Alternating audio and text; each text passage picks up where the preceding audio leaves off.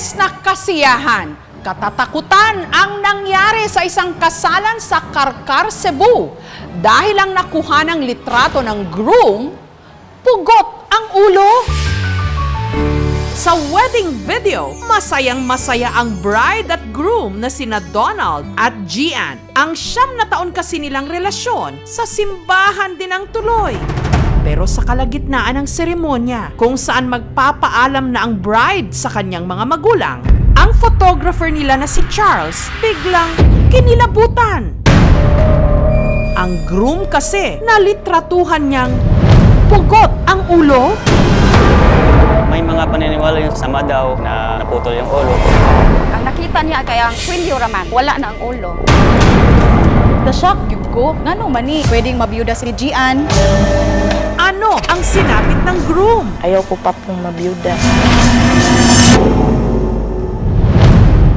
Marami ang naantig sa picture na ito na nalitratuhan si Donald habang nagmamaneho ng motor. Mauna ka na sir kung nagmamadali ka. Padahan-dahan lang po ako kasi ikakasal pa ako ngayong buwan. Nang dahil sa simpleng litratong ito, may nagmagandang loob na magpahiram ng damit sa bride at groom at ng entourage. Wala po talaga kaming ipon. Sa pagkasabik nga sa kanilang pag-iisang dibdib, nakalimutan na raw ni Gian ang mga pamahiin. Mao ni ang wedding dress nga gipahuwam sa akong ninang nako para mahibaw-an ako kung masakto bagyo nako gisukod ni nako. Sus, og nakahibaw pa lang ko, ako tay siyang mabadlong. Kay ang panultihon ko sa mga katiguangan, dili pwede isukod ang iyaha ang gown. Kay sa managtiayon, naidautan nga mahitabo. 24 yung kasal namin, 23 kami po talagang dalawa pumunta ng palengke. Sabi daw nila, hindi daw pwede yun. At sa mismong araw ng kasal, tila nagkasunod-sunod na raw ang mga pangitain. Mao ni ang sandal nga akong gigamit pagkasal na mo. Nahibong na lang ko nga naputol og galit ang akong sandal. Naabutan po namin na merong misa ng patay. Huwag po munang lumabas kasi bawal daw yun. Nag-standby lang po kami sa van. Antayin daw po na makaalis yung araw ng patay po. Pag-start na ng wedding, wala kasi kaming magagandang shots. Halos lahat po ng shots namin, blurry po siya. Kung gisunod pa lang niya panultihon sa katiguangan, Nangangamba kasi ayaw ko pa pong mabiyuda. Nasaan na ba ang groom na nalitratuhang pugot ang ulo? Isang linggo matapos ang kasal, ang groom narito sa kanilang bahay. Buhay na buhay! Lumapit sa akin yung photographer. Sabi niya, sir, may ipapakita sana ako sa'yo. Pero saka na lang kasi araw ng kasal nyo, ayaw kong masira yung kasal nyo. Yung kaba ng dibdib ko parang hindi ko na maintindihan. Tinapik niya yung balikat ko, kinaumagahan. Nag-chat siya sa akin. Pinuward niya yung sa akin yung picture. At ang videographer ng kanilang kasal, meron pang ipinapanood na video. Ano ito? Natakot po talaga ako. Ba't nangyari to? Abangan mamaya, kasal sa Karkar City sa Cebu, nabalot ng katatakutan ng ang groom, nalitratuhang pugot ang ulo. At hindi lang pala sa litrato na kuhanan ng groom na pugot ang ulo. Papakita ko sa inyo ang video. Ito yan.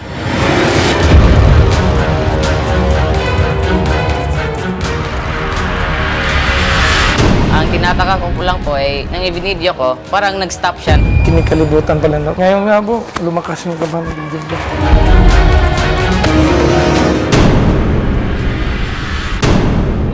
May paraan nga ba para makontra ang di umano'y pangitain?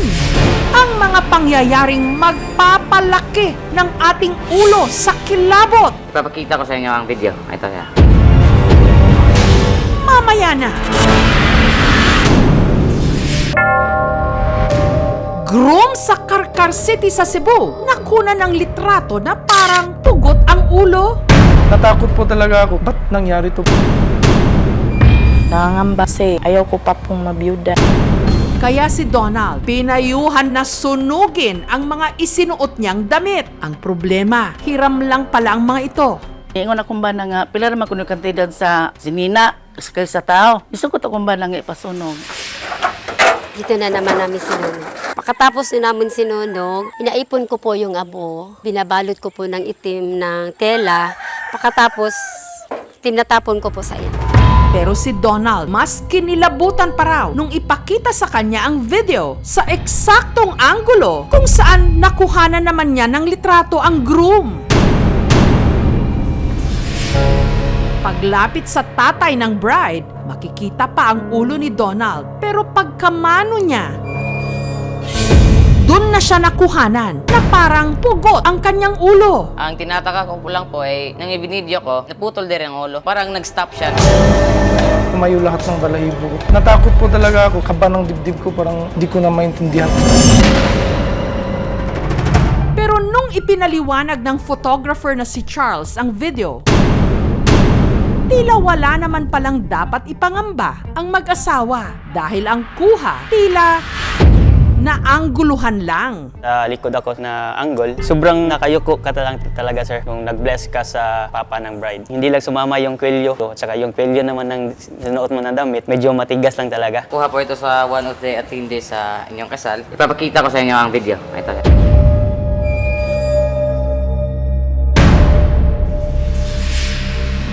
Kita po naman talaga na yumuko ka na ng todo. Ang pamahiin kasi walang siyentipikong batayan. Wala namang masama na sundin ang pamahiin kasi mabuti nga na mag-ingat tayo. Wala naman po talaga tayong ikatakot kasi ito po ay simbahan. Dito po tayo mag-celebrate ng Mass and asking God for His guidance and providence. Nabigyang linaw po lahat. At least gumaan ang pakiramdam ko. Wala pala akong dapat katakutan. Ang mga pamahiin nakaugat na sa ating kultura. Ang madalas na sinasabi, wala namang masama kung sundin. Pero habang tumatagal, tila lalo lang pinapaniwalaan kahit wala namang basihan. Thank you so much mga kapuso. Kung nagustuhan niyo po ang videong ito, subscribe na sa GMA Public Affairs YouTube channel. Don't forget to hit the bell button for our latest updates.